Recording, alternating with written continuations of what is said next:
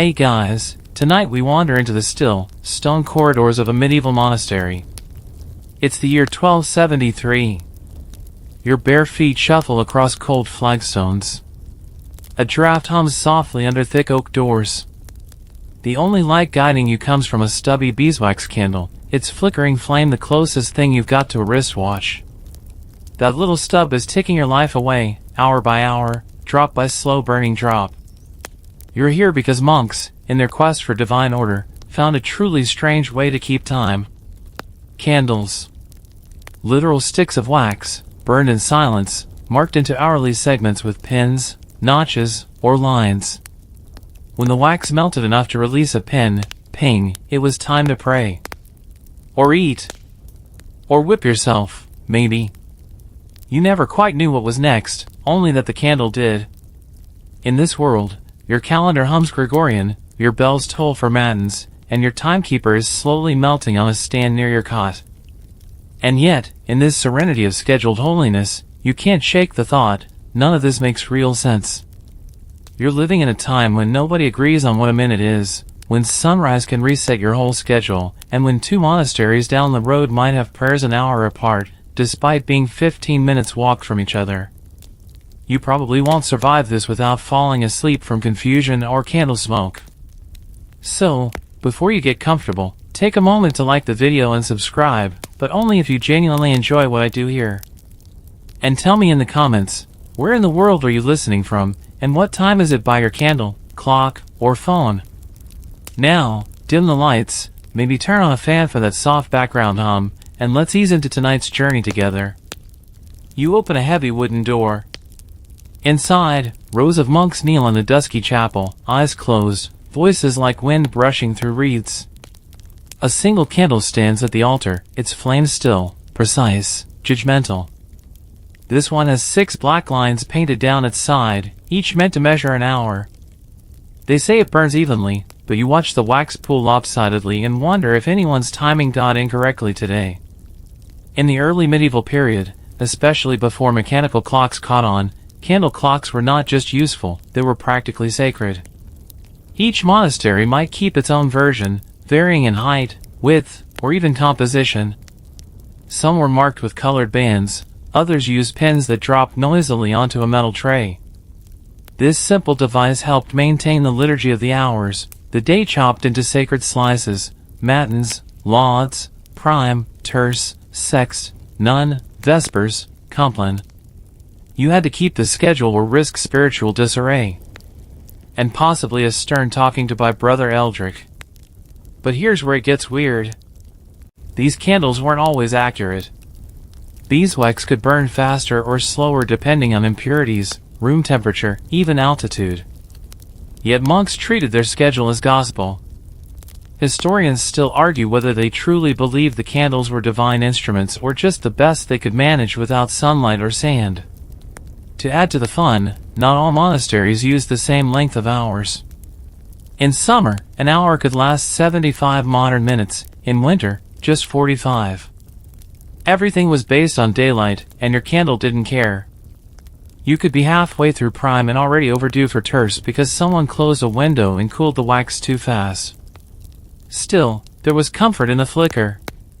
Time felt tangible.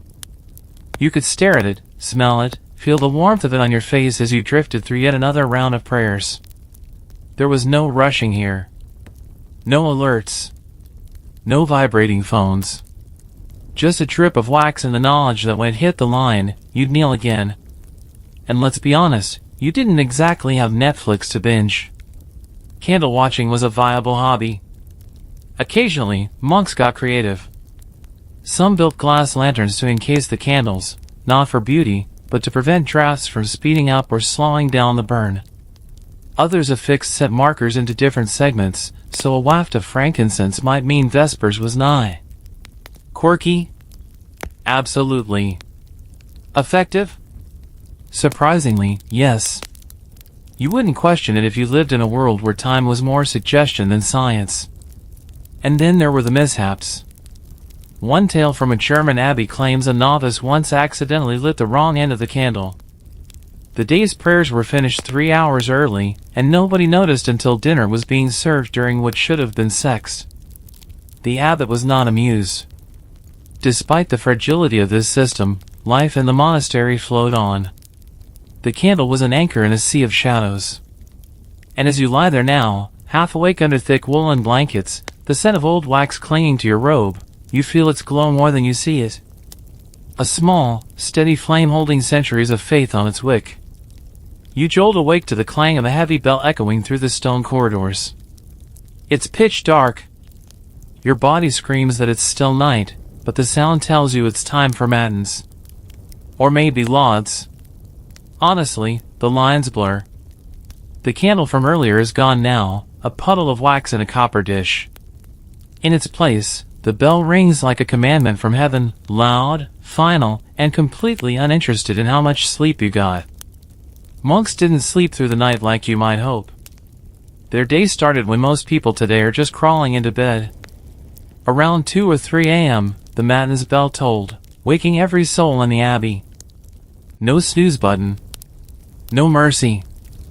The rule of Saint Benedict demanded obedience and punctuality. You rub your eyes, already imagining how long the service will be. Some matins stretched into hours, packed with psalms, chants, and whispered Latin that sounded like ghosts pacing the nave. There's no clock, of course. Just that bell, struck by someone who probably hasn't slept either. You follow the others in silence, feet brushing worn grooves in the stone floor from generations of monks who walked the same pre-dawn path. Outside, the stars are still up. The wind smells like moss and wet wood. A tiny oil lamp bobs ahead, casting shadows that flicker like uncertain memories. In the chapel, you kneel.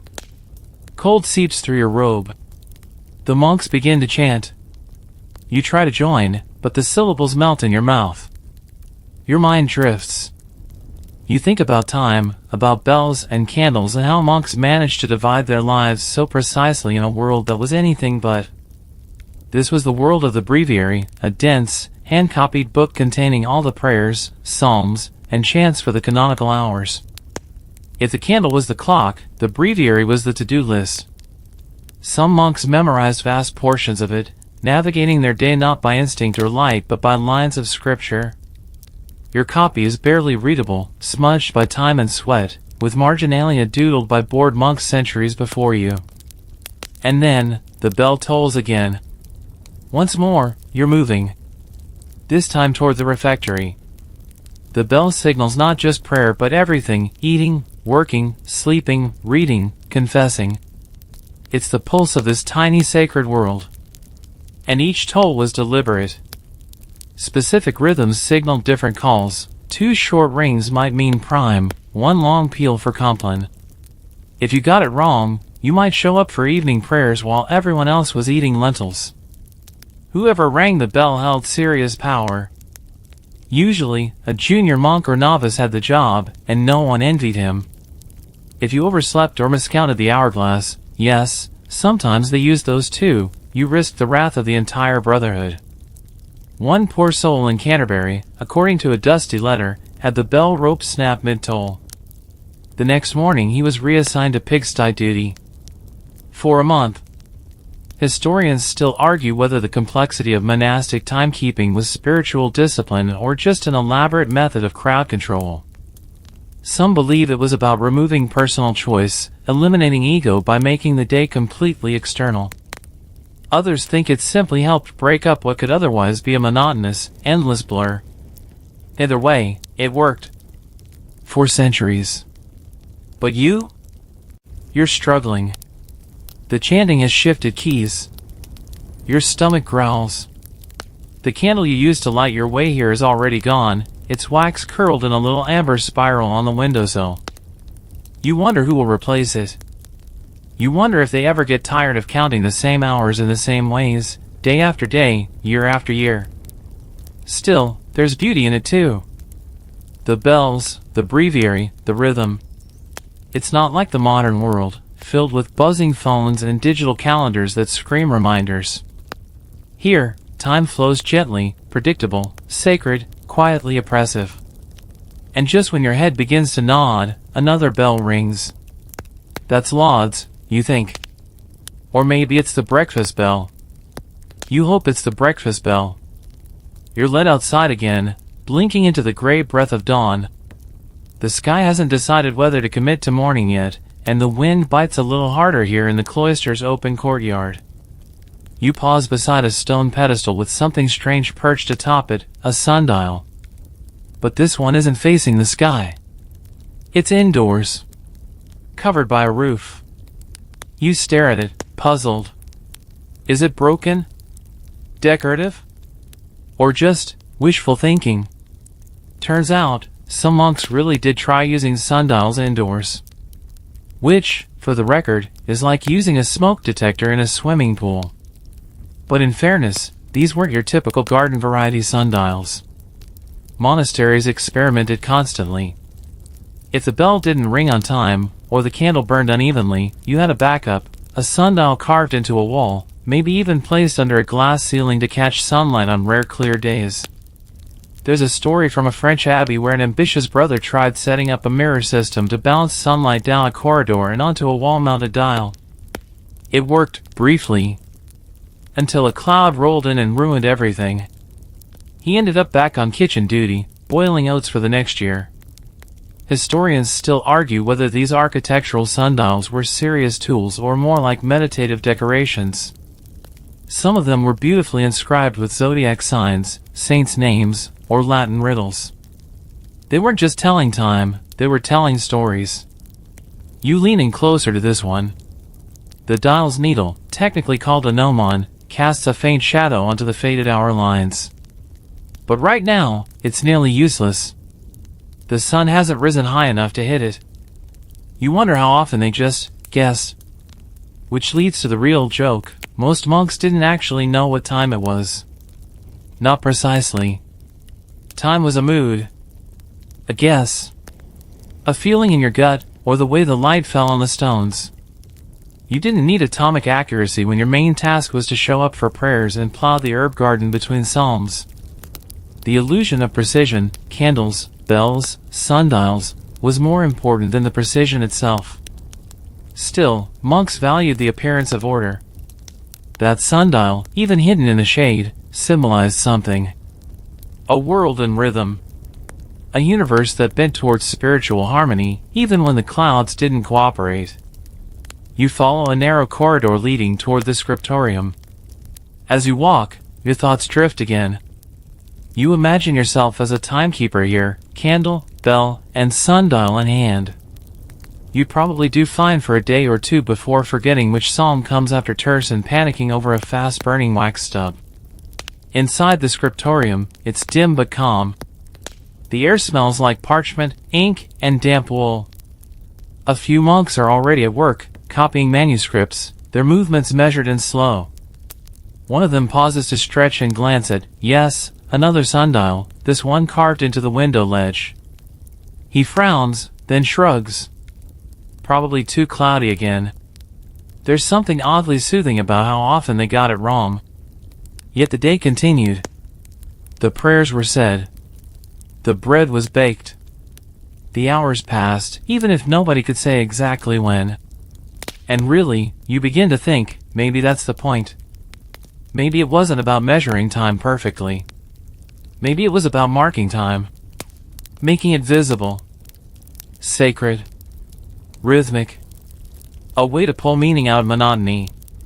Just then, a small beam of sunlight cuts through a crack in the wall and lands on the edge of the sundial. The monk beside you notices it and gives a tiny nod, rising slowly to ring the next bell. You follow him, and for the first time all morning, you don't ask what hour it is. You trail the monk into a quieter wing of the abbey, and there, tucked into a niche like a forgotten pet, is one of the monastery's prized possessions, the water clock. Or, as you've come to think of it, the medieval equivalent of a leaky coffee pot trying its best. This one is simple, just a clay jar with a tiny hole near the bottom, perched over a shallow bowl. Every so often, a drip falls. Plink! Plink! Plink! Time, measured not by light or flame, but by the gravity-fed patience of water slowly escaping its container. The monks call it a clepsydra, which sounds much fancier than what it is. Essentially, a bowl pees into another bowl, and that somehow helps you know when to pray. You stand there and watch it like it's the most important thing you've ever seen. Because here, it is. Water clocks weren't new to medieval Europe. They were ancient. Babylonians, Egyptians, Greeks, all had their versions. But medieval monks repurposed them for sacred duty. Some had multiple compartments or floated corks with little flags that rose as time passed. Others added gears or siphons, trying to improve accuracy. And naturally, some designs leaked or clogged, which led to monks praying 3 hours late and blaming the devil, or Brother Giles, whose carpentry skills were suspect. There's a charming but completely questionable tale from an English monastery where a water clock's overflow basin once backed up during a storm. The next day, monks showed up for prime at sunset. The abbot, ever pragmatic, blamed God's plumbing and declared the whole day penance. But even the most flawed clepsydras had value. They taught patience. They forced awareness. Watching the slow drip of water through a clay vessel doesn't give you adrenaline, but it does root you in the present. Historians still argue whether monks believed these clocks were sacred tools or just novelties, useful only when candles ran low or the sky refused to cooperate. You reach out to touch the jar. It's cold. Damp. The rim is chipped, and there's a faint line on the inside marking an hour. This isn't a fast system. It's a contemplative one. Each drop feels like it matters. Of course, monks didn't rely on just one method. Water clocks were part of a broader timekeeping toolkit. You had your candles, your bells, your sundials, and now your jars of dripping time. It was redundancy before Apple made it cool. One monk kept watch over each, making sure no single failure disrupted the divine rhythm. Sometimes they even layered systems. A candle would burn while a water clock dripped, and the two would be cross-checked. If the candle ran short but the water kept dripping, someone might adjust the next bell ring accordingly. It's the medieval version of syncing your devices, only with wax and clay instead of Wi-Fi and frustration. You wonder what it would be like to keep time this way. No buzzing alarms. No blinking screens. Just gravity, wax, and the occasional cursing when a mouse chewed through the candle drawer. Then again, maybe they didn't curse. Maybe they prayed about it. Although, let's be honest, someone probably slipped and yelled by St. Swithin's sandals, at least once a week. You move deeper into the alcove where older models sit on wooden shelves. One clock is glass, though fogged with age. Another has Latin script carved around the rim. You translate it slowly, tempus fugit sicut aqua, time flies like water. Poetic. And completely unfair, because this water isn't flying anywhere. It's crawling. Still, you can't help but admire it. There's no rush here. No multitasking. Just time, dripping slowly away, one prayer closer to sleep, or work, or yet another meal of lentils and turnips. And as the bowl beneath it fills, drop by drop, you realize you're strangely calm. A little bored, maybe. But that's the point. Boredom, here, is holy. It's the space between thoughts where devotion slips in. And just when you feel yourself drifting again, the bell tolls faintly from across the courtyard. Not rushed. Not urgent. Just present. The bell fades, but its echo lingers in your chest like a gentle command. You shuffle down a narrow hallway with damp walls and low arches, toward what passes for your next obligation. The stone floor feels colder now. Maybe it's your imagination, or maybe it's the fact that you've had exactly 2 hours of sleep and a bowl of barley porridge for fuel. Time moves differently here, and not just because of the clocks. Because in a monastery, time is enforced like a vow. You arrive in the chapter house, where monks gather to review the day, confess small misdeeds, and recite the rule. Today's theme? Punctuality. Because, of course it is. According to the rule of Saint Benedict, the ultimate medieval monk lifestyle guide, the entire day was scheduled down to the breath. Waking, praying, working, eating, resting, repeating. All in fixed slots known as the canonical hours. No sleeping in. No deciding when you'd prefer to eat. And certainly no skipping prayers just because your back hurts or your candle stub burned too fast. You're part of a machine here. A divine, sputtering, candle-powered machine. The rule didn't allow for much free time, and when it did, it called it Lectio Divina, holy reading, which was code for sit in a corner with a manuscript and try not to snore. Still, the monastic timetable was meticulously crafted. Not because God gets cranky if you pray at 2:03 instead of 2 o'clock, but because the structure itself was considered sacred. The rhythm of the day was the devotion. You glance at a small wooden chart hanging by the door. It lists the hours, matins, lauds, prime, terce, sext, none, vespers, compline. Each is paired with symbols, a tiny rising sun for prime, a drooping candle for compline. You try to memorize the order again, but it slips away like water through fingers. Monks often relied on bells to remind them. If you forgot, it wasn't necessarily your fault, but forgetting still meant you were a distraction to the harmony. Historians still argue whether monks genuinely found peace in such rigid routines, or if it was just institutionalized burnout. Some scholars believe it fostered mindfulness and spiritual focus. Others point to the alarming number of marginal doodles in surviving manuscripts, cats, dragons, rude monks mooning each other, as evidence of slow-bubbling rebellion. We may never know. You file into the nave for terce. That's the third hour of the day, counting from sunrise. It might be 9 a.m., or maybe 8:15, or maybe not even close, because again, time is subjective here. One thing's for sure, you're now going to chant more psalms. You open the breviary, find the page with today's marks, and begin. The words blur together. The chant rises and falls. You stop trying to make sense of each line and start to hear the rhythm underneath. This isn't music. It's time, made audible. It's the sound of the day moving forward without clocks. Without question. After the chant, you head to your assigned labor, hauling herbs in the garden. You pull a hood over your head and squint at the sunlight, not to admire it, but to judge what hour it feels like. Brother Thomas says it's probably close to sex. You nod like you agree, but honestly, you have no idea. You dig your hands into the soil. The time smells strong. Somewhere in the distance, the bell rings again, and everyone moves as one, tools down, robes straightened, back to the chapel. There's a strange comfort in this rhythm. Like waves. Like breath. Your day is not your own.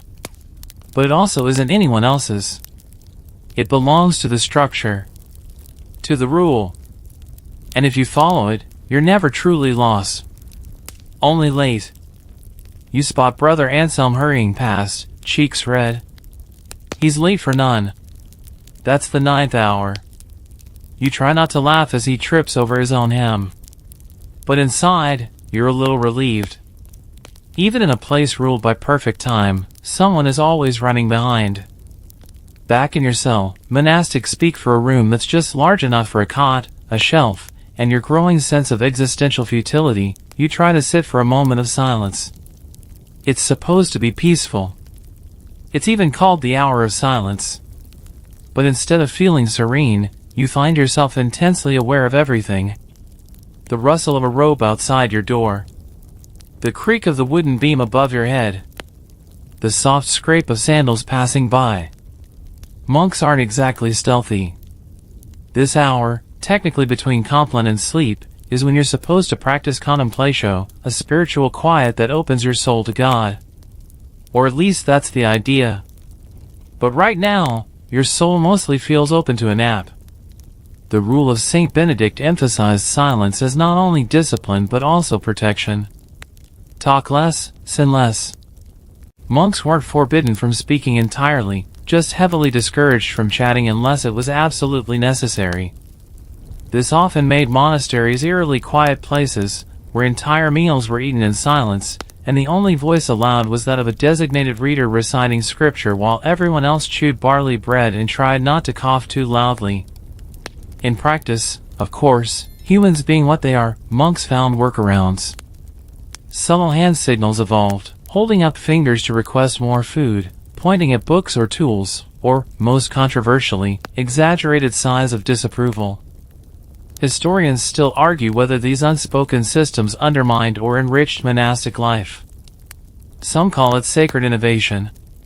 Others, holy loopholes. You lie on your cot, fingers interlaced, eyes fixed on the ceiling beam where a tiny spider has claimed its kingdom. You try to clear your mind, but it wanders. Why is none called none if it's at 3 in the afternoon? Why does every robe itch no matter how much you wash it? What if someone forgot to refill the candle stash? Your breathing slows. Your thoughts scatter. Then suddenly, clang. The bell again. So much for silence. You move with the others, robes rustling like a field of dry reeds. But this time, something's different. The room you enter is barely lit. A few candles flicker low on their stands. You realize this is Compline, the final prayer of the day, before the great silence begins. After this, no more bells. No more talking. Just the long, dark hours until Matins rips you out of sleep again. The chant begins, softer than earlier. Almost like a lullaby for the soul. You sing too, or try to. The words feel heavier now, more like exhalation than music. You steal a glance at the candles and notice how low they've burned. Wax puddles at their base. The flames tilt, tired. Monks often measured this hour not just by prayer length, but by candle size. 1 candle. 1 hour. More or less. If the flame died early, so did the day. If it lingered, well, bonus time. No one dared blow it out. That would be cheating. And there were stories. Oh yes. Quiet ones passed down between novices. Candles that refused to burn during plague years. Ones that reignited themselves during key moments of scripture. One particularly stubborn wick in a Welsh monastery allegedly lasted 3 whole nights before giving up. The monks said it meant God was watching. You're not sure what to believe. But as Compline ends and you shuffle back to your cell, you feel it. That hush. Not silence exactly, but something heavier. A sacred pause. Even the walls seem to breathe slower. You climb into bed, ruffled blanket pulled to your chin. The candle near your feet flickers one last time and then sputters out. And just like that, the day is done. You wake again, but not because of a bell. This time, it's different. No sound. No movement. Just your own eyes blinking open in the inky dark. Your body doesn't feel fully rested, but you're not groggy either. You sit up slowly, heart beating steadily, as if it knows something your mind hasn't caught up to yet. Welcome to second sleep. Yes, in medieval times, people didn't always sleep in one uninterrupted stretch. They often practiced what scholars now call biphasic sleep. You'd sleep for a few hours after Compline, wake sometime after midnight, and then return to bed for a second slumber before sunrise. During that midnight gap, usually between matins and lauds, you'd think, pray, write, or just lie quietly. It was a built-in night intermission, and back then, it wasn't strange at all. You sit there wrapped in your blanket, looking around your tiny stone room. The moonlight slips through a narrow slit in the wall. It casts a beam across the floor like some divine bookmark, marking the space between yesterday and today. There are mentions of second sleep in countless medieval texts, priests writing sermons, farmers waking to check on livestock, even poets musing under candlelight. One monk, you read in a margin note earlier, claimed his best theological thoughts arrived between first and second sleep, as though God only whispered when the world was too tired to interrupt. Historians still argue whether this sleep pattern was due to candlelight rituals, inconsistent nutrition, or just the natural rhythm of pre-industrial life. But whatever the reason, you feel oddly alert. Not wide awake. not dozy. Somewhere in between. Like your brain's on a low simmer. You reach for your candle stub and light it with a smoldering piece of cord, still warm from Pumplin. The flame flares gently, casting a halo on the wall. You pull out a tiny slate and begin to sketch a thought that's been nagging you, a circle divided into hours, surrounded by moon phases, wrapped in lines of Psalm 119. It's not perfect, but in this dim, sacred pause, it feels right. This time of night was also when monks often engaged in private prayer, what they called vigil. Unlike the structured chants of the day, vigils were fluid. Personal. Quiet. You whisper a line, more out of rhythm than belief, and hear it echoed faintly in the stones. Not spooky. Just present. Then your thoughts drift, as they do. You think of Brother Marcus, who snores like a cow in a thunderstorm. You think of the bell rope that snapped last week. You wonder if Matins is coming soon, or if you have another hour to sit and float between thoughts. It doesn't matter.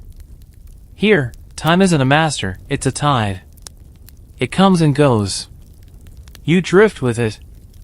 Your candle flickers as a breeze slips through the cracks in the stone. The flame dances once, twice, then settles.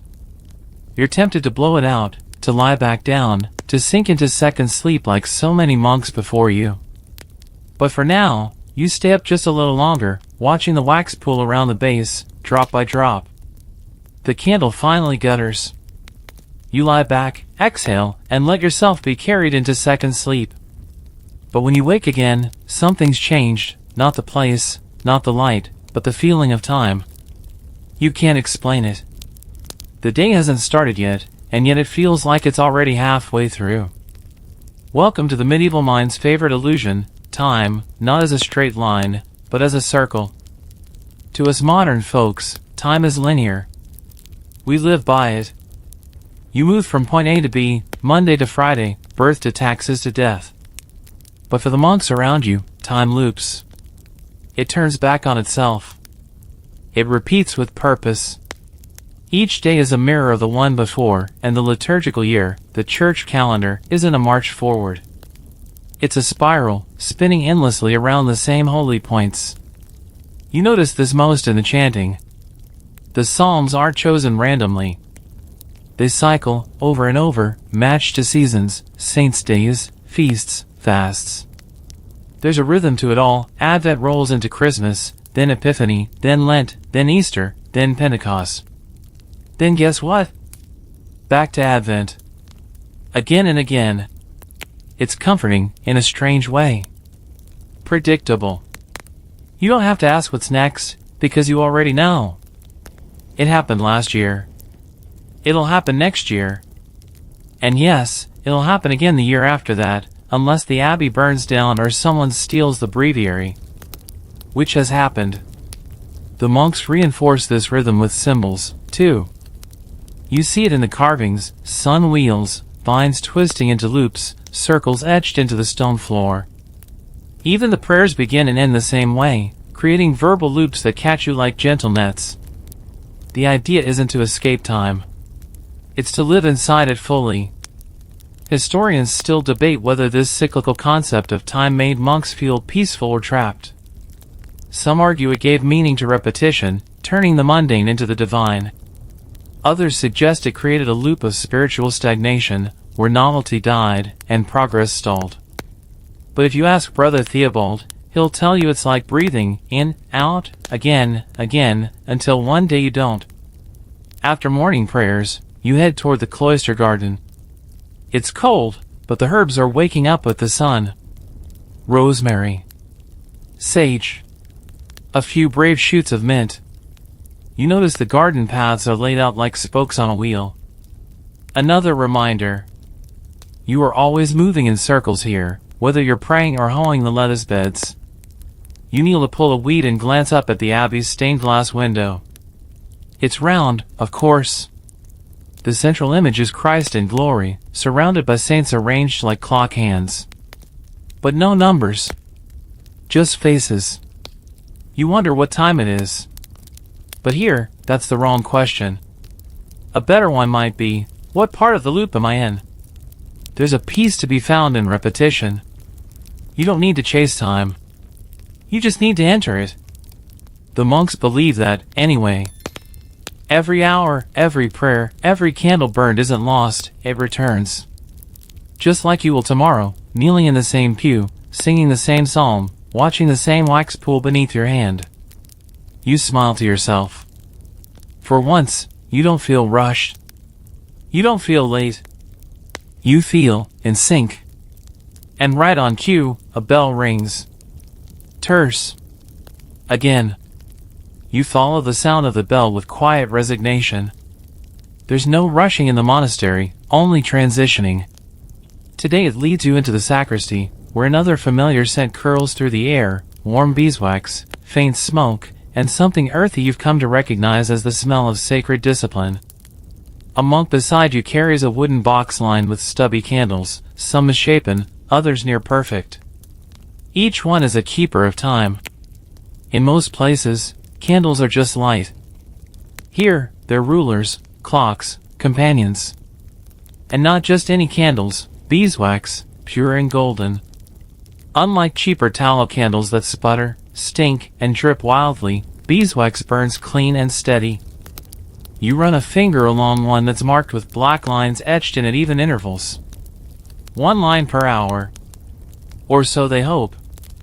The monk lights it with practiced reverence, shielding the wick with his hand. The flame flutters and then steadies into a small halo. It begins. Not just the hour, but the test. Because in this place, time isn't just counted. It's watched. Measured. Respected. You're assigned to keep vigil beside it. Sounds glamorous, but really it's glorified babysitting for melting wax. Still, you kneel beside it dutifully, back straight, eyes on the flame. Monks believe the candle is more than a tool. It's a symbol. As it burns, so does the soul, shedding darkness, giving light, consumed in devotion. It also smells faintly of honey, which helps when you've skipped breakfast. Some candles have embedded pins that fall with a plank when the wax melts to that level. Others are painted with colored bands that fade as the flame creeps downward. In some abbeys, the marks are exact, down to the minute. In others, not so much. There's a joke whispered among novices: if the candle burns too fast, God wants more prayers. You're not sure that's how theology works, but here, it might. And then there's the wax.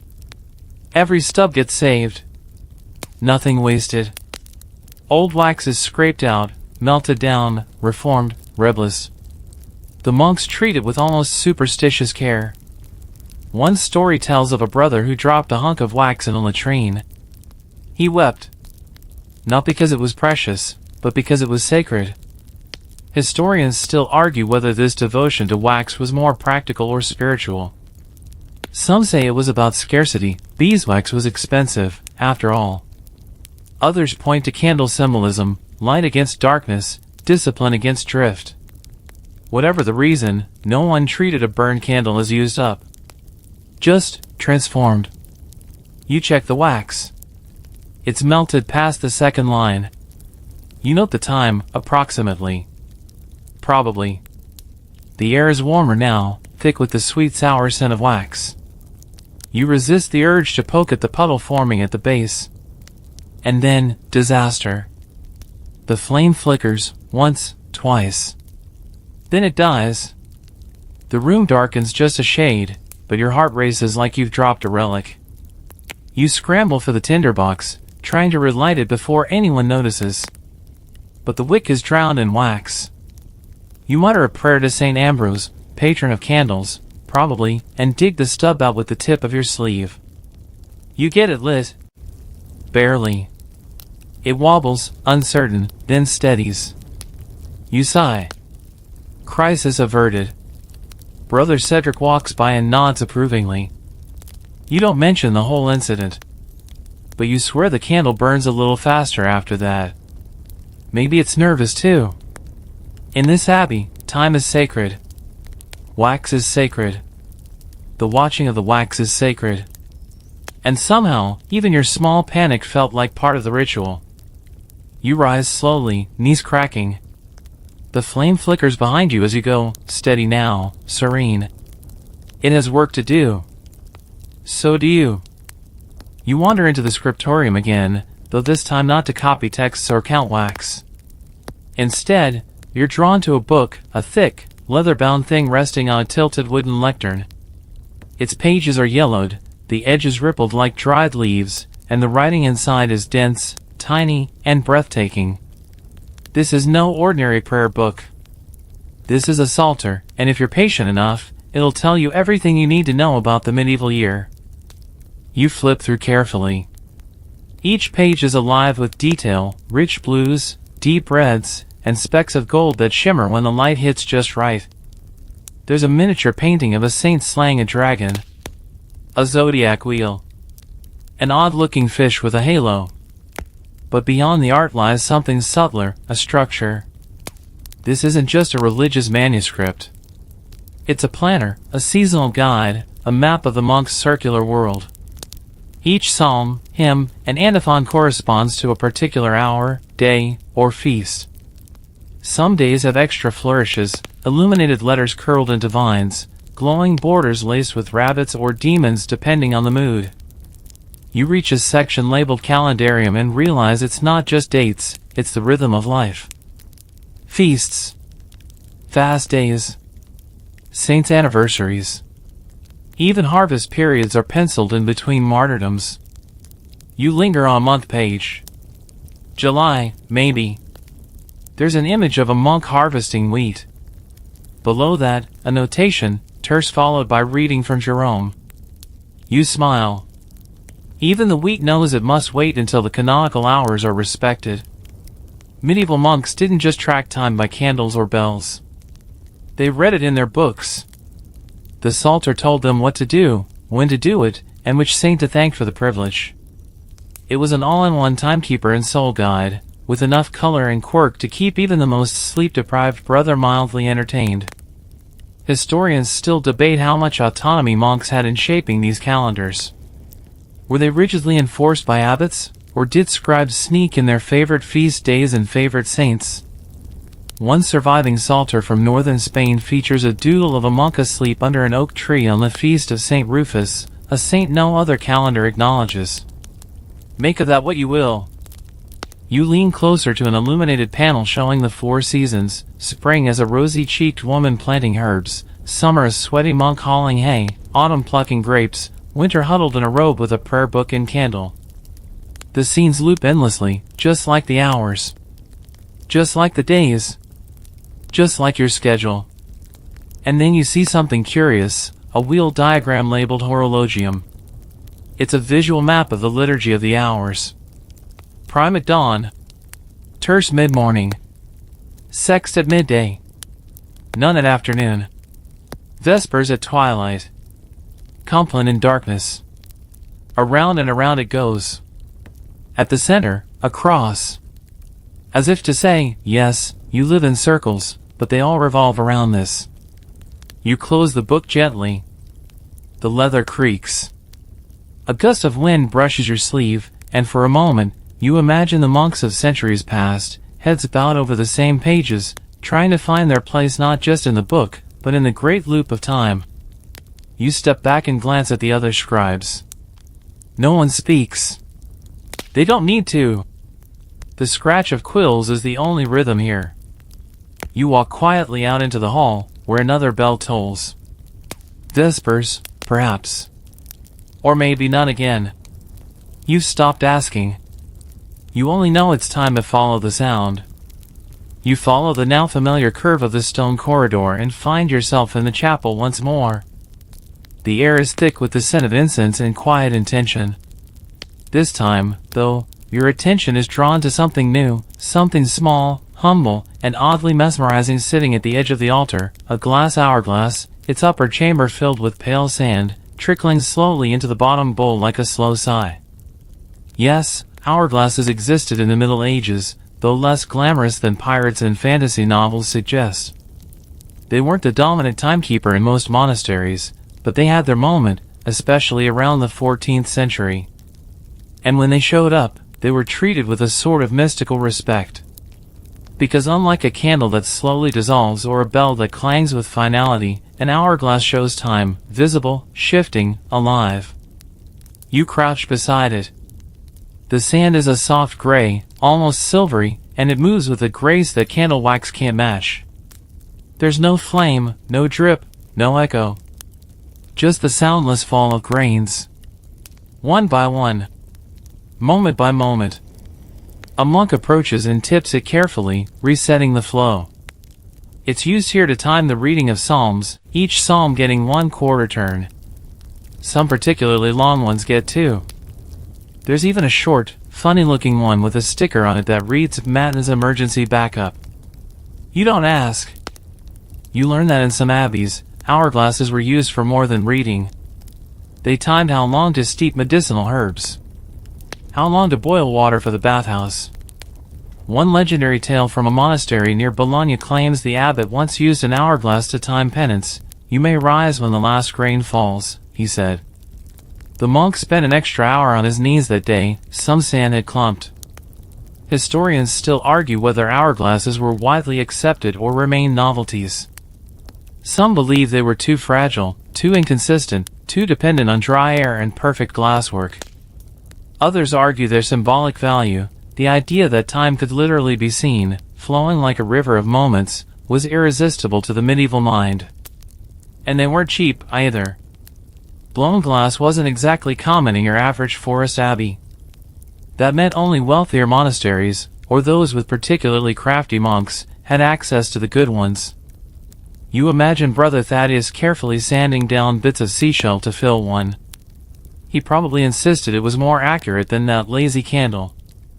The one in front of you now is about the size of a small apple. You watch as it runs down, grain by grain, until only a thin column remains connecting top to bottom. It's mesmerizing. And oddly, it feels more honest than anything else so far. A candle's flame can mislead. A bell can ring early. A sundial lies the second a cloud rolls in. But sand? Sand doesn't lie. It falls, no matter what. Your mind wanders. What if you could flip your life over, like an hourglass? What if you could see every grain left? Would you rush more? Or would you just sit and enjoy the flow? The final grain falls. You blink. Silence. Then the monk beside you gently turns it again, and the soft hush of falling time resumes. You rise, nodding to him, and step back. Behind you, the chanting begins. Ahead of you, the light through the stained glass window shifts just a bit. And on the altar, the hourglass continues, steady, calm, unbothered by urgency. You begin to walk toward your next task, sand still in your thoughts, the faintest trace of reverence in your steps. You step out into the cloister once more, the sky now holding that peculiar, golden stillness that comes right before evening. No bell rings. No chant begins. And yet, the monks around you are already moving, some heading toward the garden, others to the kitchens, a few straight to their reading corners. No one glances at a clock, or hourglass, or candle. They simply know. And that's when it hits you, not all time here is measured. Some of it is felt. You shadow Brother Guillaume, who's hauling a basket of beets over to the refectory. He hasn't spoken to you all day, but he doesn't need to. His steps, movements, and breath all carry the rhythm of the abbey. As he walks, he checks the shadows, how they fall across the cloister walls. Not precisely, but enough. The sun has slipped just below the arched windows. That means it's likely sexed, or nearly none. He doesn't check a candle. He doesn't check the bell. He checks the stone. In the monastery, time was often measured by tasks, not minutes. You didn't say, it's 10 a.m. You said, after terce or before the bell for sex. You marked time by what happened, not by what the sundial suggested. It wasn't 9:45. It was the garden's been watered and Brother Odo has started baking. The medieval world was built on this idea of event-based timekeeping. In towns, the blacksmith opened his shop when the sun hit the forge just right. The market closed when the last basket of fish was sold. And here, in the monastery, the monks flowed from field to chapel to kitchen, guided more by shared action than ticking seconds. You join Guillaume in the kitchen. No one says a word, but everyone knows it's time for food prep. Lentils bubble in a pot. Root vegetables get chopped. Bread is broken, not because a timer rang, but because the air, the light, the very feel of the place says, now. Historians still debate whether this approach to time made medieval people feel more present or more constrained. Some argue it gave them freedom, unbound by the tyranny of exact hours. Others say it tethered them completely to tasks and duties, offering no pause, no reflection. You look around. The kitchen hums, not rushed, not sluggish. Just right. Even the fire in the hearth seems to crackle in rhythm. You're handed a basket of herbs and a knife. You begin to chop. The repetition is calming. The rosemary leaves stick to your fingers. The knife taps in tempo. You've become part of the task, part of the moment. In a world where no one has a wristwatch, people become the clocks. You begin to notice it everywhere. The way Brother Odo always hums a specific psalm as he tends the bread. The way Sister Letitia places candles in rows while the light filters in just so. These patterns aren't written down, but they repeat every day. You finish your task just as a bell rings in the distance. The call to none. You wipe your hands on your robe and follow the others back toward the chapel. No one hurries. No one stalls. Everyone moves like a river, flowing together, bending around corners, arriving precisely when needed. You realize something strange as you reach the chapel door. Not once today have you checked the time. And yet, you've never been more on time. You've grown accustomed to the rhythm now. Wake, pray, eat, work, repeat. It flows so naturally you almost forget there's someone behind it all. But today, you meet him, the bell ringer. Or as the monks call him with a mix of fear and respect, the keeper of hours. His name is Brother Armand, and he's younger than you expect. Not ancient and hunched, but wiry, alert, with soot-smudged fingers and a thin scar along his jaw, 'cause unknown, but it certainly adds to the mystique.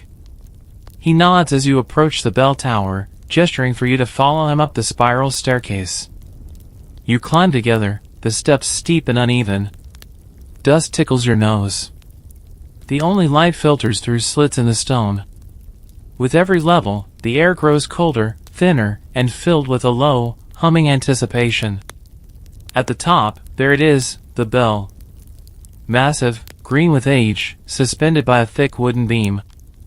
A long rope trails down through the tower, anchored at a pulley Brother Armand keeps obsessively clean. He doesn't speak for a long while. Just runs his fingers along the rope like it's a violin string. Then finally, he says, you miss one ring, and you unravel the whole day. You blink. He's not being dramatic. The bell is not just a sound. It's a signal. A sacred interruption. The glue that holds the monastic schedule together. Without it, the hours blur. Prayers slip. Meals clash. A single missed toll can make 30 monks show up to Compline during terce. That happened once, apparently. The abbot didn't speak for a full day after. Brother Armand pulls the rope with one swift motion. The bell swings, slow and heavy. Then, gong. It doesn't just ring. It trembles through the bones of the building, through your spine. It tells everyone within hearing distance that the next hour has begun. No exceptions. He shows you his tools. A small sand hourglass. A wax-marked candle. A wooden board scratched with tally marks. He doesn't trust just one system, he watches them all. Compares. Adjusts. He even steps outside to check the sun's angle some days. Not because he wants to. Because he must. Historians still argue whether the bell ringer's role was purely logistical or something more sacred. Was he a timekeeper or a priest of rhythm? A scheduler or a guardian of divine flow? In truth, probably both. In some monasteries, the position of bell ringer was rotated, but in others, it was held for life. One monk, one bell, one burden. Armand shows you the emergency rope next. It's thinner, hidden in a small wall panel, connected to a backup bell used only if the main one fails. He's never had to use it, but he oils it weekly, just in case. Then he tells you the story of Brother Henri. Henri was bell ringer once. A quiet man, dependable. But one stormy winter, the bell froze. Henri didn't hear it until it was too late.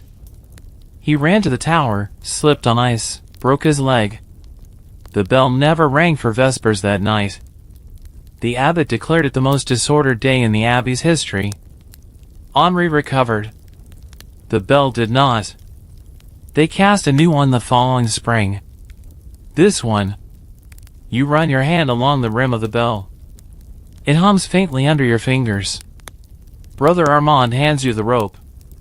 You blink again. He says nothing. You pull. Gom. It's heavier than it looks. And louder.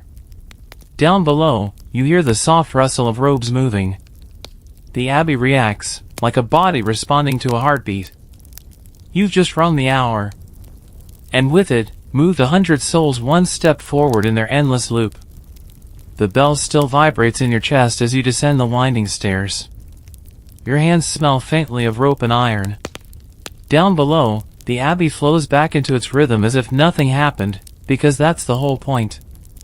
The bell doesn't ask for recognition. It simply is. And yet, not everyone treats it with the reverence it deserves. You hear the whispers before you reach the corridor. Someone's been hoarding candles. Now, this might not sound like the scandal of the century, until you remember that in a medieval monastery, candles are practically currency. They're light, time, status, and sacrament all in one. Hoarding wax is like hiding the clock, the calendar, and your soul's progress under your bed. You follow the murmur of robes toward a small storeroom near the chapel. The door is ajar. Inside, a few monks cluster in silence. On the ground, a small pile of misshapen candles, their edges clumsily whittled, some bearing faint notches, clearly used for private timekeeping. The culprit stands at the back, young Brother Paul. Pale. Sweating. His hands are empty, but the guilt is thick as incense. No one speaks for a long moment. Then the abbot steps in. He's old but not fragile, with eyes like smoldering coals. He looks at the candles, then at Paul. There's no yelling. No lecture. Just a slow, disappointed sigh.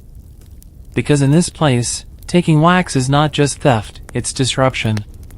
Candles are distributed for prayers, vigils, and sacred readings. Each one is marked, blessed, and counted. They're not yours to keep. They belong to the rhythm. To hoard them is to try and control time, to break the shared order of the day. It's not about greed. It's about power. And monks aren't supposed to seek that. Historians still argue whether these rules around candles were symbolic, economic, or simply an early form of institutional micromanagement. Some claim the obsession with wax was practical. It cost a fortune to source pure beeswax. Others believe it bordered on the mystical. Candles were lit at birth, in death, at altars, and at confessions. They marked moments not just in hours, but in souls. The punishment is swift but merciful. Brother Paul is reassigned to stable duty. For 1 month, he will rise earlier than matins and clean the stalls before daylight. No candles. No wax. Just cold air, mud, and time marked by muscle ache and breath. The rest of the monks file out. No one mentions it again. That's the way of things here. A misstep, a correction, and the rhythm resumes. Just like the toll of the bell. Just like the cycle of prayers. You linger in the storeroom. The candles on the floor have started to lean together, melting faintly in the warmth of the afternoon sun. Their stubs stick at odd angles.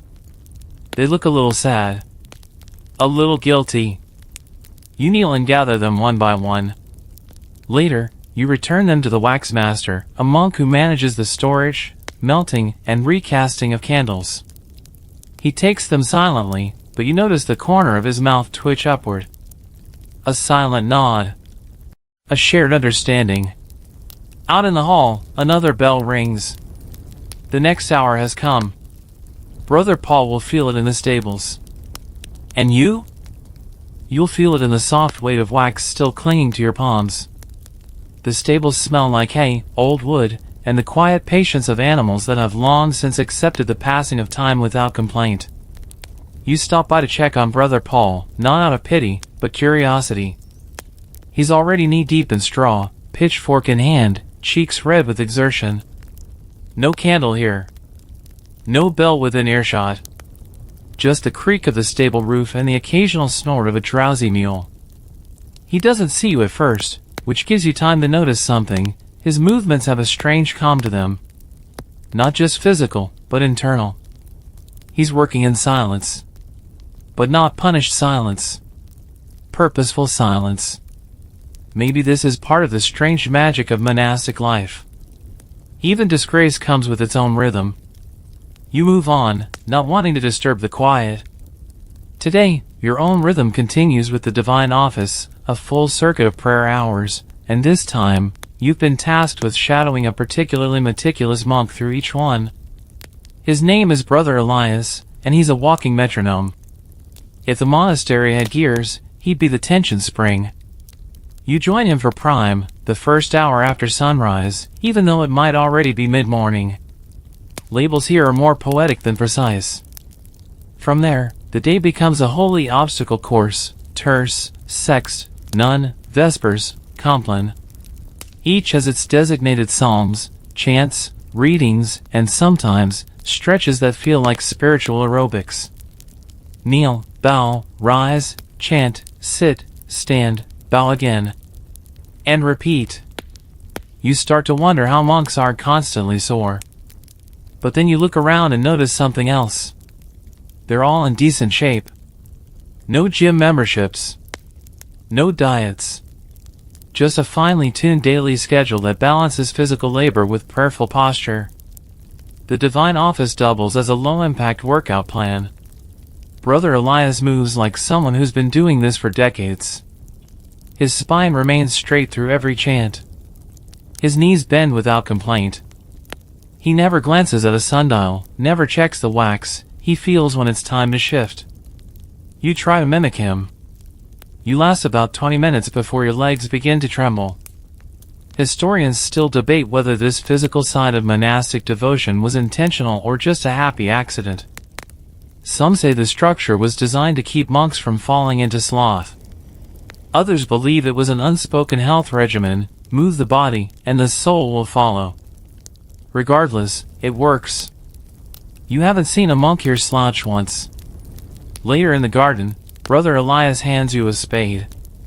No words, just another motion. You dig beside him, dirt under your nails, the sun warm on your shoulders. He doesn't set a timer. Doesn't announce a break. You simply work until the shadows shift just enough and he says, softly, none. You drop the spade, brush off your robe, and follow. There's something freeing about having your day marked not by interruptions, but by invitations. Not you must do this now, but it is time. The bells, the hours, the postures, all part of one long inhale and exhale of communal devotion. You catch a glimpse of Brother Paul again near the well. His face is flushed, but there's a steadiness in his step. He bows slightly when he sees you, and then vanishes back into his loop. You check your hands, scraped, wax-streaked, dirt-stained. You check your knees, sore, but sturdy. You smile. It's almost time for vespers. You step out into the open air, the monastery gates creaking shut behind you. Just for a moment, you're outside. Past the walls. Beyond the bells. The world beyond the abbey feels louder. Not in sound, but in movement. In unpredictability. The air is sharper, the paths less certain, and the people, well, the people don't walk in circles. They rush. You pass a group of peasants hauling sacks of barley up a dirt road. One of them wipes sweat from his brow and mutters, "Must be near noon, my gut's already complaining." Another guesses it's mid-morning because his shadows pointing east and barely stretching. They argue. They shrug. Then they keep walking. Out here, time isn't a candle or a bell. It's a guess. A gut feeling. It's based on the way a cow moves before feeding, or how long it takes bread to bake beside the fire. The peasants measure time by hunger, light, chores, or the position of the sun against a familiar hilltop. It's vague. It's practical. And somehow, it works. In fact, before standardized clocks, this was how most of Europe functioned. Fields were plowed when the frost lifted. Markets opened when the sun cleared the rooftops. Dinner was whenever your stomach insisted. Time wasn't owned, it was observed. You stop by a cottage and see a woman hanging linens. A child nearby asks if it's time for his lesson, and she answers without checking anything, "Not yet, not till the bread's cooled." That's her clock. A cooling loaf. You wonder if she ever worries about being late. Probably not. She just knows when later feels like now. Historians still debate whether this looser sense of time was liberating or limiting. On one hand, there was no pressure to be on the dot. On the other, planning anything complex, like travel or trade, meant building in massive buffers. One letter from a traveling merchant in the 1300s begins, "I shall arrive between the feast of St. Agatha and the second week of Lent, weather and bridges permitting." You visit a small village church. It doesn't have a full bell tower, just a single cracked bronze bell that's rung manually if someone remembers. The priest admits, with a sheepish grin, that he just rings it whenever the sun feels tall enough. You try not to laugh. And yet, even here, traces of monastic time slip in. Some peasants have adopted the concept of canonical hours, loosely mapped to their chores: milk at lauds, gather eggs by prime, nap at sex, drink at compline. Not because they have to, but because it brings a little order to the wildness of the world. You sit on a mossy stone at the edge of a field and just watch. A man sharpens a blade. A girl chases a chicken. Somewhere, a dog barks in lazy rhythm. The sun creeps across the sky. Slowly.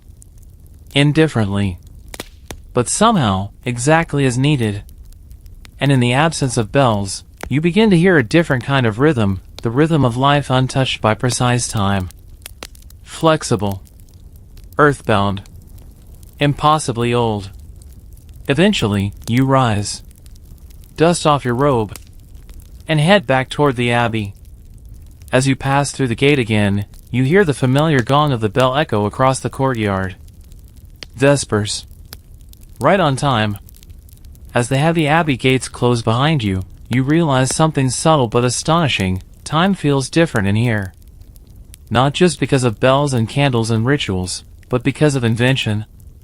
The outside world guesses at the hour, but inside these stone walls, a monk once dared to do more than guess. He built a machine. And in doing so, he changed everything. You've heard whispers about him.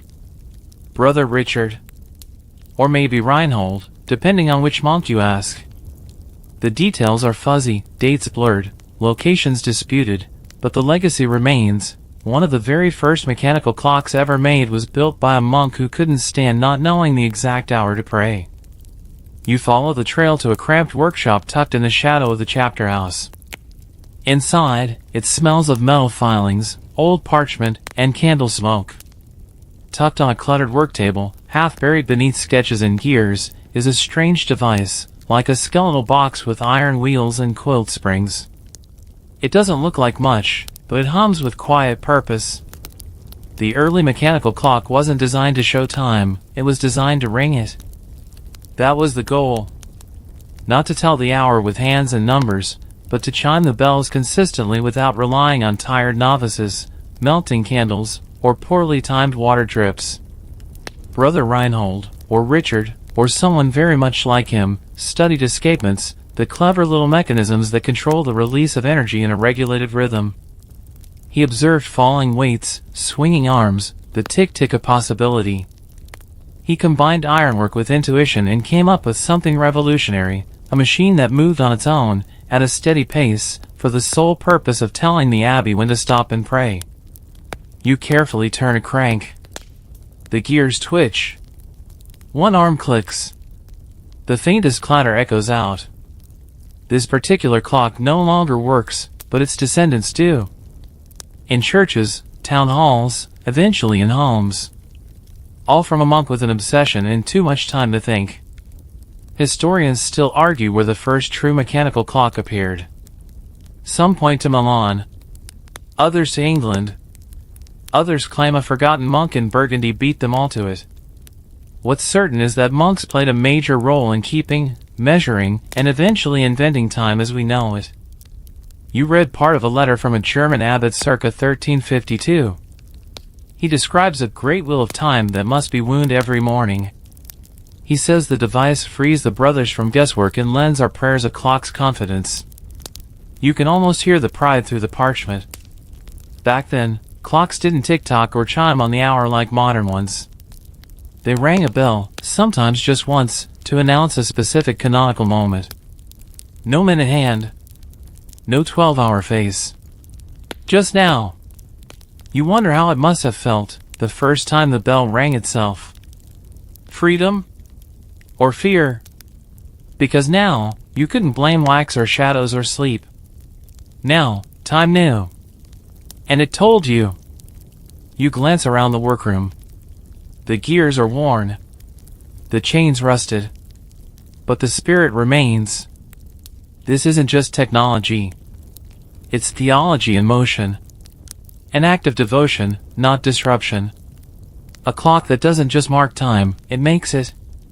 You step back outside. The wind is picking up, tugging at your robe. Above, in the bell tower, Brother Armand waits to ring the next hour. But soon, maybe not today, maybe not even this century, the bell will ring itself. And everything will change. You wander the cloister with the ideas still rattling in your head. The bell will ring itself. A thought both thrilling and vaguely ominous. Because once machines begin to keep time, the rhythm isn't just sacred anymore, it's mechanical. Predictable. Impersonal. And before long, it becomes something else entirely, standardized. You pass through the Abbey library and into a reading nook where an old, brittle chart hangs on the wall. It's divided not by days or saints, but by planetary hours, each day ruled by celestial bodies, each hour marked by Mars or Venus or Saturn. Before clocks, time was cosmic. You feel small just looking at it. Time, to medieval minds, wasn't universal. It was local. Every town, monastery, and cathedral lived on its own little schedule, guided by its own bells, its own shadows, its own flavor of ritual. Noon in Paris wasn't the same as noon in Prague. It didn't matter until, of course, it did. And so, you walk out into the courtyard and try to imagine a time before time zones. Before trains needed synchronized departure times. Before cities demanded uniformity. When people looked at the sky, not the dial. And monks lit candles, not quartz watches. Historians still debate when the tyranny of standardized time truly began. Some argue it was the railways in the 19th century. Others trace it back to the very moment that monks, in their quest for regularity, started recording time down to the hour, then the minute, then, inevitably, the second. You pause at the sundial again, the old one, the one in the shade. It's useless today. Has been for years. But once, it was all anyone needed. Now it sits like a relic from a world that didn't care if you were 5 minutes late, as long as you showed up before sunset. A novice runs past you, nearly trips, and breathlessly mutters, "I missed the bell, again." You smile. He's flustered, but it's not life-threatening. The monastery forgives. But outside these walls, in the modern world, 5 minutes can cost you a train, a meeting, a job. Time used to be gentle. Now it's a stopwatch. The monk at the gate tells you a story of a traveling bishop who arrived from another region and insisted prayers begin according to his hour, not theirs. The abbey compromised by letting him lead vespers at his version of sunset, which happened 40 minutes early. The local monks rolled their eyes but went along. They called it bishop o'clock. You stare up at the sky. The sun's still there, doing its slow arc like always. No rush. No bells. Just gravity and grace. And you realize something: time zones are natural. They're invented. Useful, yes. Efficient, certainly. But spiritual? Not remotely. In this monastery, time still bends to the land. The light. The pattern of prayers. It feels different. And while the outside world may now run on digital precision, there's something deeply human about candles and bells and guessing the hour by the angle of the light on stone. You step into the chapel one last time. A few monks are already gathering for Compline. One of them glances at a sand timer on the windowsill. Another nods toward a nearly burnt-down candle. No one checks a watch. You sit quietly, feeling the weight of 1,000 years pressed softly on your shoulders. Here, time isn't ruled. It's shared. And that makes all the difference. The chapel is dim now, lit only by the low glow of half-melted candles arranged with deliberate care along the stone altar. You sit still, cloaked in silence, your breath barely audible beneath the soft rustling of robes and the muffled creak of wooden pews. One monk stifles a cough. Another adjusts a candle just slightly, just enough to keep the flame from choking itself in the pooling wax. And then someone whispers, just barely above breath, "Is it midnight yet?" A pause. No one answers. Because even now, no one really knows. You would think that in a monastery of sacred timekeepers, guardians of bells, candles, hourglasses, gears, and stars, midnight would be crystal clear. But it isn't. It never was. Midnight, in the medieval world, was a concept as slippery as the moonlight sliding across the stone floor. It didn't mean 12 a.m. sharp, because, for most people, there was no 12 a.m. sharp. There were no mechanical clocks, no synchronized systems, and frankly, no need. Midnight was not a precise moment. It was a zone. A vibe. Some monks defined it as the darkest hour. Others as the point halfway between dusk and dawn. Some calculated it based on star positions. Others relied on how far the second sleep had carried them. And if your candle burned too quickly? Well, then midnight came early. Historians still argue whether monastic communities had a fixed internal clock for true midnight or whether it fluctuated from night to night, season to season. A few scholars point to fragments of old breviaries that mention midnight psalms occurring between the cock's second crow and the moon's lowest path. Helpful. You watch as the monks gather slowly for what may or may not be midnight matins. Some rub their eyes. Others appear frighteningly awake. Brother Elias simply nods once, stands, and begins the first verse without hesitation. The others follow as if summoned, not by certainty, but by habit, by rhythm, by trust. And that's the thing, they don't need to know exactly what time it is. They feel it. After months, years, decades of living by sacred hours, the body stops needing clocks. The spirit becomes its own timekeeper. You try to count the seconds between each chant verse. You give up. You try to guess the hour based on the stars outside the narrow chapel slit. You fail. And then you stop trying. Because you realize this is the point. In this dark, candle-flickered space, time is not precision, it's presence. Midnight might have come already. It might still be on its way. But what matters is that you are here, and so is the prayer, and so is the wax, melting slowly like the night itself. One monk bows deeply and whispers a final amen. Another adjusts the candle for the final hour. And that's when you understand. Time here isn't something you catch. It's something you enter. And right now, you're in it. Exactly where you're supposed to be. The candle is low, dangerously low now. Its flame wobbles like it knows its time is nearly up. Around you, the chapel has emptied, the last few monks having shuffled away toward their cells, robes whispering against the stone. You remain seated in the stillness, eyes fixed on the tiny blaze. This, you've come to realize, is the final moment of the monastic day.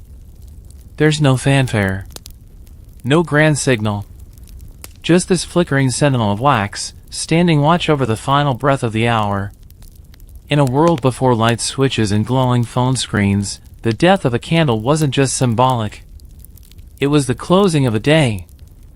You remember what the wax master told you earlier: no candle is ever wasted. Its remnants are scraped, melted, reformed, and reborn into something new. Time, too, melts and reforms here. There is no end, only transition. And yet, this one is ending. The flame dips, then surges, and just as suddenly, it's gone. Darkness folds in like a blanket. You sit very still, the heat of the extinguished wick still faint in the air. There's no bell to follow. No psalm. No sound at all except your own breath. And it's in this moment that you feel the full weight of the monastery's rhythm settling around you, not as obligation, but as comfort. A cradle built not of stone or song, but of intention. This is how every monastic day ends, not in celebration, but in surrender. The candle flickers out, and with it, the breath of the hour escapes into the night. No alarms. No clocks. Just trust. The wax cools into a glossy pool. The last of the incense dissolves in the dark. And you realize that while this day is over, another will begin, marked again by fire, chant, and motion. You won't be told when. You'll just know. And maybe that's enough. Maybe time was never meant to be owned or feared or dissected. Maybe it's meant to be joined, like a prayer, like a circle, like the quiet nod of a monk who knows it's none before the bell ever rings. You stand, guided by muscle memory more than sight. Your steps echo softly as you move through the cloister, past the sundial, past the rope that waits to ring, past the wax-smeared ledge where someone once tried to mark the hours with pins. Back in your cell, the stone walls greet you like old friends. You sit, then lie back, and let the dark fold over you again. There is no final bell. No digital chime. Just silence. And sleep.